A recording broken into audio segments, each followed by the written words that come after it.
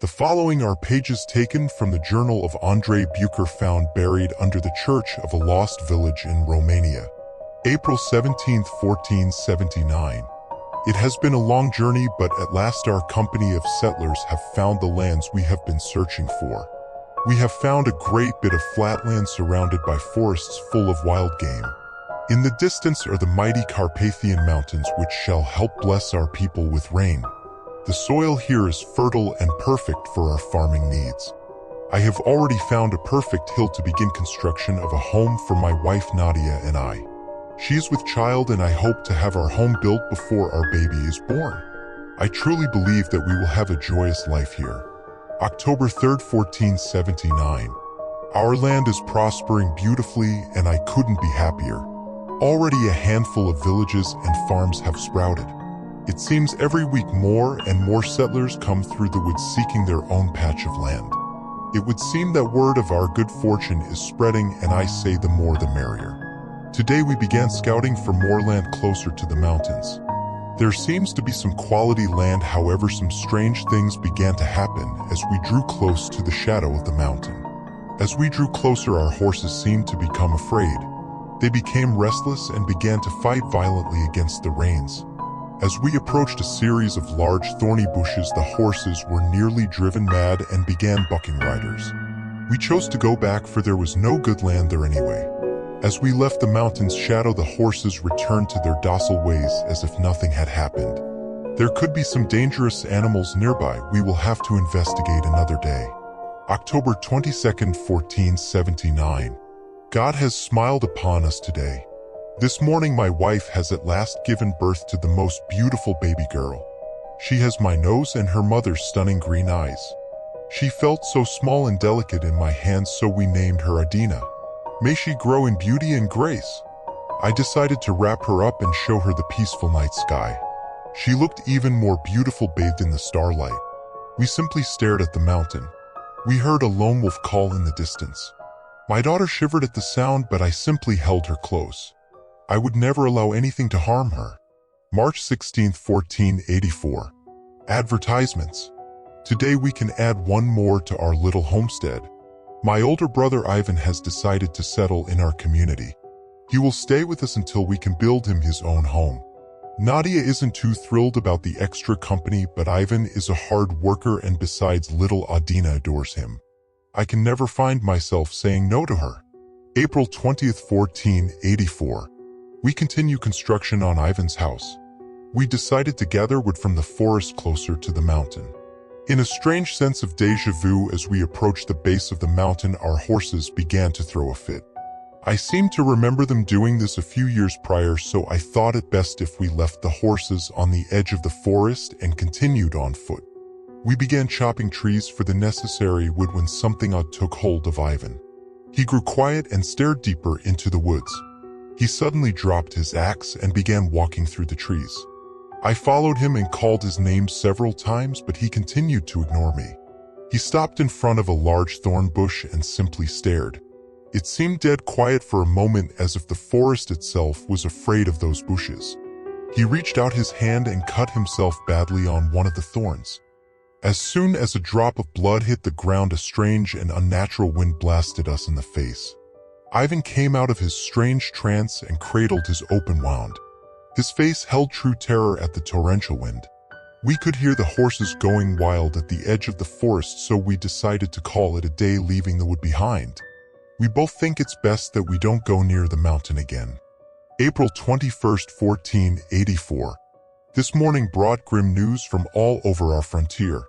I was working on the entryway to Ivan's cabin when one of the farmers came to me saying that something had killed one of his cattle in the night. We went over to investigate the scene, and I lost my breakfast at the mere sight. To say that the steer had been killed was an almost sin-worthy omission. This cow had been slaughtered. It was torn to shreds from head to toe. Large claw and teeth marks riddled the carcass. Yet that was not the strangest part.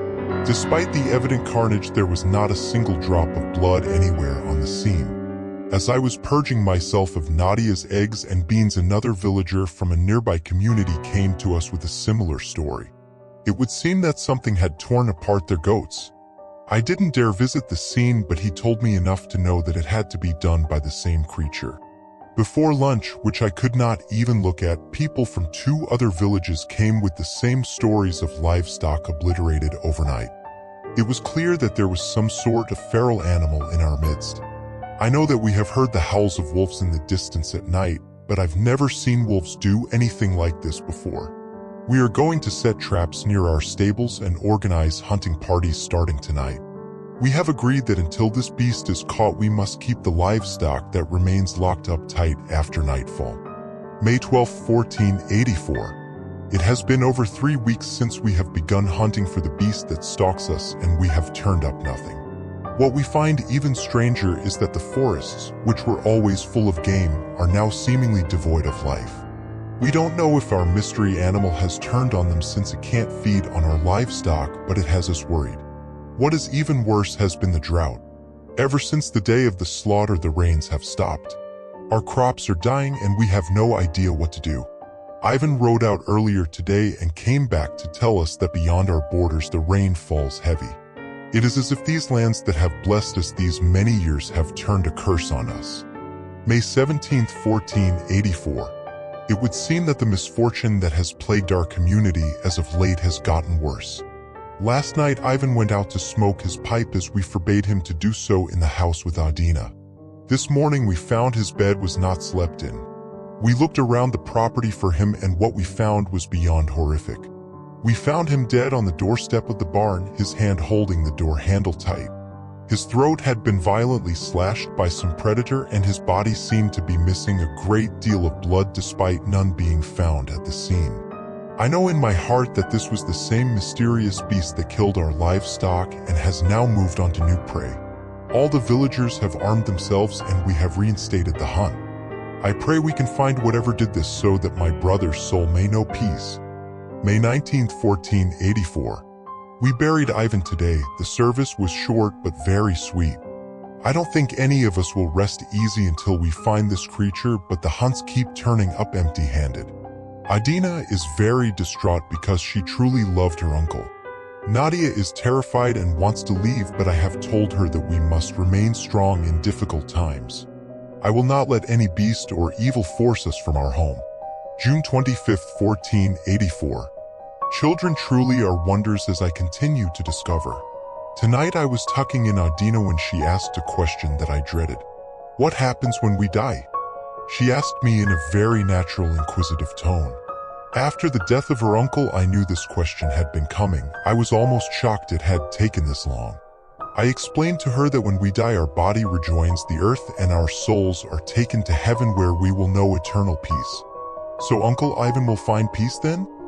She said with a hopeful tone. Yes, my sweet baby. I told her with a smile. Adina let out a relaxed sigh and a nod. I am glad. I hope that he soon stops coming to my window every night, she said matter-of-factly. I was so shocked I couldn't even muster a response. Children are so full of imagination. June 26, 1484. What does a man do when he is faced with the impossible? Despite dismissing Adina's words last night as foolish, I was the one made a fool this morning. I was doing my chores when I happened to look up at her window. What I saw stopped my blood cold. On the outside of her second-story window were clear muddy finger and claw marks. No animal could have climbed up there and made those marks. I rushed inside and began questioning Adina about what she saw. The stark honesty about what she revealed shook me to my core. She told me that Ivan had been appearing at her window every night since his funeral. She didn't say anything at first because she believed that she was merely dreaming. Soon after, he began appearing before she had gone off to sleep, and she knew he was real. I asked her what it was that he wanted. She said that he asked in different ways, but it was always the same request. May I come in? I asked if she ever said yes, but she merely broke into tears and shook her head. I held her as she cried and sobbed about how afraid she was. I tried to comfort her, saying that it was all in her head, but with those marks on her windows, I didn't believe it myself. I went to our local priest, Father Darius, and told him my story. He grew pale and quivered slightly, but insisted that the two of us exhume the body immediately. The two of us grabbed our shovels and began the long job of digging up the coffin. Neither of us said a word as we worked, and I could see that the father was afraid. He kept giving nervous glances at the position of the sun. At the time I assumed that he must have had other appointments, but I now know different. It took hours, but finally we removed the coffin from the ground. I found it out that despite the summer heat, the coffin was unnaturally cold. Father Darius placed his hand on the cold wood and his eyes shot up in shock. He advised me to bring it into the church quickly and discreetly. We brought the coffin inside and I undid the lid. What we found stole the breath from both of us. The body, which had been dead for over a month, was in perfect condition. The skin had grayed slightly, but other than that it looked fresh. There had been no decay or rotting, not even an odor. I looked at Darius, who signed the cross, and began backing up from the body in terror. He looked at me and motioned me to sit down. What he told me next will forever be burned on my memory. I know this will be hard for you to believe, my son. I wish I didn't believe myself, but the evidence is right in front of us. Your brother is no longer a member of the living, but unfortunately he is not dead either. Ivan was killed by a creature, this we all knew, but not by any beast made by our Lord. He was killed by and therefore has become the Stigori. They are unholy demons of an ancient and terrible power. They hold power over the rain and feed on the blood of the living. In the back of my mind I have felt their presence here, but I didn't want to believe it. Now looking at your brother's corpse, I am forced to face reality. Our coming here has awakened a terrible curse. We have awoken the living dead and they will haunt us for the rest of our days. I listened to the father in quiet shock. What he told me was almost too fantastical, and yet I believed every word. I asked him about Ivan and he explained that every night at sundown he will rise from his grave to seek the blood of the living. Since we were his family, he would hunt and torment us first. The Stigori fed on misery as much as blood, and he would make us suffer before the end. That was unless we put him at peace here and now. He told me that we must pierce his heart with a stake of ash, elm or cedar. The wooden stake will subdue the curse and prevent him from rising. Then we would have to remove his head with a silver blade and place the corpse back in the coffin face down so the cursed soul would return to the underworld instead of the earth. With a heavy but strong heart we set to our work, and before the sun had set we had performed the grisly deed. Setting Ivan in his new grave seemed to lift a great weight off my shoulders. I knew in that instant that he was finally at peace. As we shoveled the final bit of dirt over the body, a strange occurrence took place. With the sun shining down and barely a cloud in the sky, a heavy rain began to fall. The two of us stood in the rain for a few moments, letting the end of this horrible drought wash over us. Today we have truly done the Lord's work, and we at last will know peace. July 1st, 1484. Will tragedy ever simply leave our family alone? Happiness had just returned to our family when now Adina seems to be ill. Her body goes cold and sleep seems to be evading her. She cannot stomach being in the light and feels ill at all hours of the day. We can find no cause for this illness, but she does bear a couple of small marks on her neck. Every night I pray for her and her recovery. Please, Lord, just leave us be. July 5th, 1484. Today I have no more prayers and no more faith. We awoke this morning to no groans coming from Adina's room. I felt relief that perhaps she was healing, however I soon realized that there were no sounds coming from her room at all. Nadia and I rushed to her room, but we both knew it was too late. As we opened the door, there was sweet Adina laying in bed with her eyes wide open, staring blankly into the abyss. Nadia rushed to her bed, but I couldn't move. I knew the stark truth of that blank stare. Our sweet little girl was gone. Nadia screamed until her voice was hoarse, and I simply stood and stared. I could not act, I could not function, I was no longer human. All I could ask myself was why? Why would God do this to his children? What have we done to deserve such things? The answer I came to was that a loving God couldn't do this to such a beautiful child. There is no one watching over us, we are alone. July 7th, 1484. Today Nadia and I stood for the last time as mother and father as we watched our daughter be placed in the earth. Father Darius made a long speech that neither of us could hear. We were dead to the world as our heart now lies buried in the earth. We went back to our empty home and have said nothing to each other since. Nadia has taken to sleeping on her chair facing the door as if she expects our daughter to walk in. I wish she would, I truly do. July 8, 1484. I write this entry not before bed as usual but at first light. I write this from my kitchen table surrounded by broken furniture and 2 dead bodies. I write because I do not know what else to do. Last night I awoke to the sound of my wife uncontrollably sobbing. I knew it would only be a matter of time before her depression broke, so I went to go and comfort her. As I neared the stairs, I noticed something was odd, for her sobs were not brought on by sadness but joy.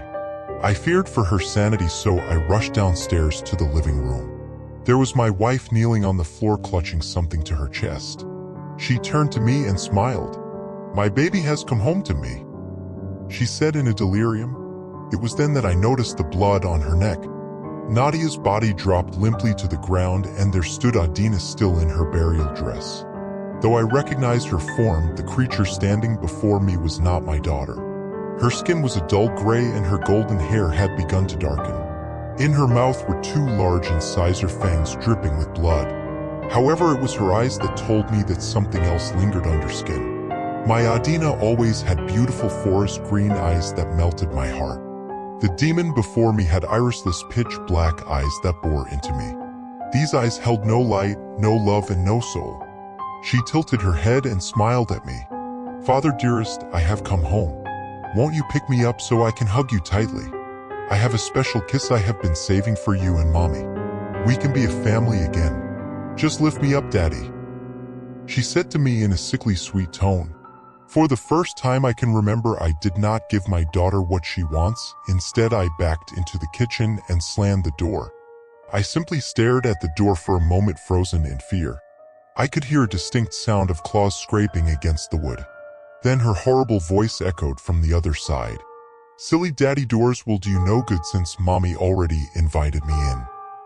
With that, her tiny hand burst through the door, and to my horror I could see long claws had tipped her fingers.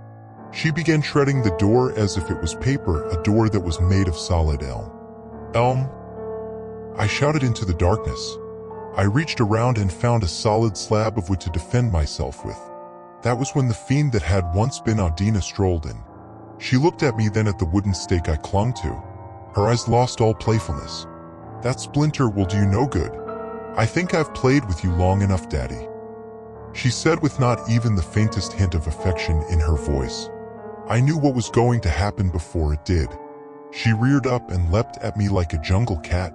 I moved with grace not common to me and grabbed a dining room chair. I swung my weapon and managed to pin her to the floor. She clawed at the chair, sending chunks of wood everywhere. I knew I would only get one shot, so I thrust the elm stake directly into her chest. Her movement stopped right as the chair broke, sending me on top of her. Perhaps it was air escaping, but I thought I heard the words "thank you" echo up from her lungs. I got off of her and simply sat on the floor panting for several minutes. Finally, when it was clear she wasn't going to rise again, I moved myself to the table where I had left my journal, and I have remained here since. I know what I must do with the bodies of my wife and daughter, but I do not have the strength. When my legs decide they want to work, I will go to Father Darius. He will do what needs to be done. July 12, 1484. The bodies of Adina and Nadia have been properly dealt with and buried.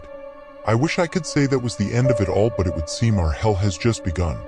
Since the slaying of Adina, 3 new victims have been found, all with their blood drained. Father Darius has seen to the proper arrangements, but no funerals will be held. We have lost our taste for them. The secret is out, and all the villages are aware of the evil that plagues these lands. As a precaution, we have initiated a mandatory curfew for all villagers, and no one is to be outside after dark. I pray to what I do not know, but I pray that it will be enough. July 20th, 1484. Despite our best efforts to protect ourselves, this evil has proven to be relentless. At night I lie awake listening to the sounds from outside. I can hear these creatures crawling across our rooftops and walls. It would seem as though they are aware that we can hear them and they relish it. I have boarded my windows, but I can hear them whispering in the dark. They whisper to be let in at all hours of the night. The fiends know our weaknesses and continue to use them against us. They take on the voice of my wife asking why I didn't rescue her. They whisper as Adina sobbing and asking why I hurt her. Sleep has become next to impossible, and every night those whispers become more and more tempting. It is not me alone that they torment throughout the night, but all the villagers. Last night a mother came out of her home holding her newborn infant in her arms. She offered it as a sacrifice to make the whispers stop. Thankfully, her husband and brother were able to drag her inside before the beasts could pounce on her. We have sent out daily hunting parties trying to find these creatures' lairs. However, none have returned from the shadow of the mountain, and willing volunteers are dwindling. New settlers come each day looking for land, and we are forced to chase them out for their own good. I do not know how much longer any of us can last against this overwhelming darkness. Hope dies a little more each day. July 26, 1484. I do not know what faith I hold myself to anymore, but if there is a God, then he has truly left us. Today at midday, an emergency meeting was held to address the curse upon our lands. Many called for us to abandon our homes and to flee. Father Darius stood and said it would be our demise. These beasts can track our scent, and without proper homes to keep us safe, we would be slaughtered overnight. When we were finished, they would venture out in search of fresh blood. We had awoken these creatures, and they were our responsibility. More talk of sacrifice grew, but no one was truly willing to follow through. That was when Father Darius spoke once more, and his words carried hell itself in them. He spoke of the increase in settlers coming through the forest in search of land, and he suggested that we give it to them. He suggested the creation of a new village at the base of the mountain near the creature's lair. If the fiends had a closer food supply, then they would leave our lands alone. I said that no one would be foolish enough to stay in a village beset by evil. Darius merely nodded and said that they would if they were made to. He would take on the role of priest in the village. The word of God could be used to keep them there if they believed that they were stronger than the beasts. He would provide them the tools to survive while influencing them to stand against the darkness.